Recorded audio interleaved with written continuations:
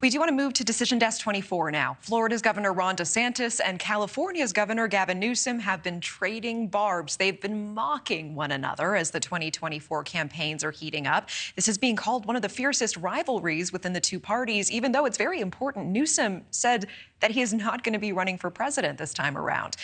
Let's get to News Nation's Brooke Shafer live for us in Miami with a look at this rivalry. Brooke, break this down for us. I mean, they are essentially total opposites in terms of politics, right?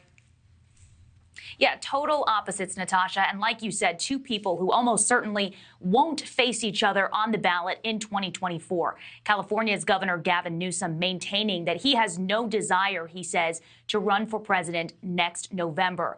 But that hasn't stopped the growing rivalry between Newsom and Florida Governor Ron DeSantis. The two governors represent two of the largest, most influential states, both California and Florida. But they also represent the policy divide in America right now. Some possible new laws in California could put Newsom and DeSantis on even further ends of the political spectrum. The two bills on the verge of being signed in California deal with parental rights. One of them would allow children as young as 12 to enter mental health facilities without parental consent. Now, this bill, if signed by Newsom, would put him at the center of a dividing debate in the U.S. right now. Parental rights. It's also become a signature issue for Florida Governor Ron DeSantis. So what do these moves by two opposing governors tell us about their abilities, but also their desires to run the country? We spoke to a political analyst. Here's what he said. The political polar opposites of each other, right? They both are eager to speak to their bases, rile them up. One for a current presidential campaign, one for a future presidential campaign. And with an incumbent sitting president not engaging yet with his Republican rivals, this is a great way for both of them to speak to their bases, engage them, get them active, get them fired up about seemingly completely different issues, and build a base for both of their future likely campaigns.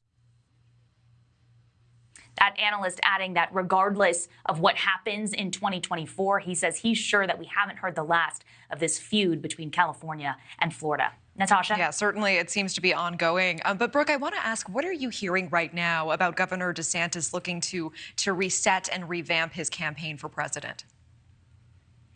Yeah, DeSantis has long been described as this rising GOP star, someone believed to be able to really take on former President Donald Trump. But since he's announced his run for president in 2024, his numbers in the polls have really stalled. Our partners over at The Hill reporting that DeSantis's presidential campaign recently laid off 38 staff members. Those cuts, on top of others recently, mean that over the last few weeks, the DeSantis camp has cut about a third of its staff. The campaign saying it did a top-to-bottom review of the organization, and they have taken aggressive steps to streamline their operations. So we'll see where they go from here. Natasha? Okay, Brooke Shafer live for us from Miami with a breakdown of all of that. Thank you so much. Thank you for watching. Go to newsnationnow.com to find News Nation on your television provider. And don't forget to click the red subscribe button below to get more of News Nation's fact-driven, unbiased coverage.